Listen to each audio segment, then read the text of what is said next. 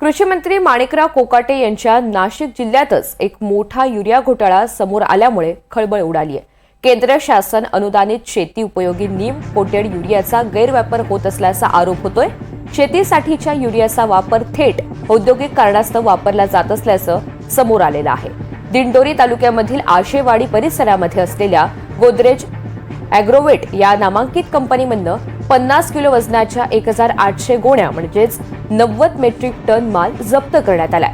विशेष म्हणजे थेट दिल्लीच्या रसायन आणि खत मंत्रालयाच्या पथकानं गेल्या आठवड्यात हा छापा टाकलेला असून ही कारवाई अत्यंत गुप्त ठेवण्यात आलेली होती। दरम्यान ज्या कंपनीमध्ये केंद्राच्या पथकानं छापेमारी करत हा साठा जप्त केलाय त्या गोदरेज ॲग्रोवेट कंपनी बाहेरून या सगळ्या संदर्भात सविस्तर आढावा घेतलेला आहे आमचे प्रतिनिधी प्रांजल कुलकर्णी यांनी। नाशिकमध्ये कृषी विभाग आणि पोलिसांनी केलेल्या एका कारवाईमुळे खळबळ ही उडालेली आहे। थेट शासनाची आणि शेतकऱ्यांची फसवणूक झाल्याचं खरं तर समोर आलेलं आहे। पेट्रोलवर असलेल्या रामशेज किल्ला परिसरातील आशेवाडी या भागामध्ये मी सध्या आहेत। आपण समोर जर बघितलं तर गोदरेज ॲग्रोवेट नावाची ही खरं तर कंपनी आहे। एक मोठं खरं तर हे युनिट आहेत आणि इथेच केंद्राच्या रसायन व खते मंत्रालयाच्या आदेशानुसार छापा जो आहे तो टाकण्यात आलेला होता आणि या छाप्यामध्ये धक्कादायक वास्तव हे समोर आलेलं आहे। केंद्र शासन अनुदानित शेती उपयोगी नीम कोटेड युरियाचा वापर हा थेट औद्योगिक कारणास्तव केला जात होता आणि असं करत फसवणूक जी आहे ती केली जात होती। दरम्यान याबाबत अत्यावश्यक वस्तू कायद्याचे उल्लंघन केल्याप्रकरणी गुन्हा जो आहे तो दाखल झालेला आहे।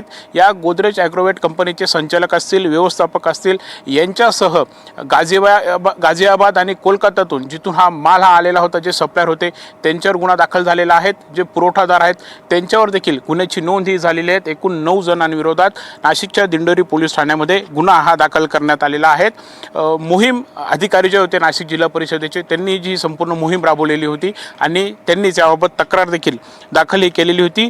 जवळपास 90 मेट्रिक टन साठा जो आहे तो जप्त हे करण्यात आलेला आहे। 50 किलो वजनाचे एकूण 1800 गोण्या ज्या आहेत त्या इथे होत्या। त्याची अंदाजे किंमत ही 22,05,000 रुपये एवढी होती।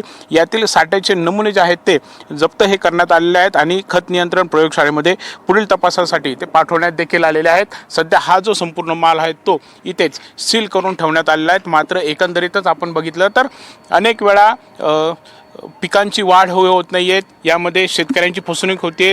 खतं जी आहेत ती डुप्लिकेट आहेत, युरिया हा बनावट आहेत, अशा शेतकऱ्यांकडून आरोप हे केले जात आहेत। वेळोवेळी तक्रारी देखील येत आहेत आणि असं असताना नाशिकमध्ये अशा प्रकारे बनावट युरिया जो आहे तो सापडलेला आहे आणि शेतकऱ्यांची शासनाची फसवणूक झाल्याचं समोर आलेलं आहे। त्यामुळे निश्चितच ही बाब धक्कादायक आहेत। यापुढे आता संपूर्ण घटनेचा कसा तपास केला जातोय, त्यामध्ये इतर काही आरोपी आहेत का, ही पूर्ण रॅकेट खरं तर कसं काम करते हेच पाहणं महत्त्वाचं ठरणार आहे। कॅमेरामन विकी पवारसह प्रांजल कुलकर्णी, NDTV मराठी, नाशिक।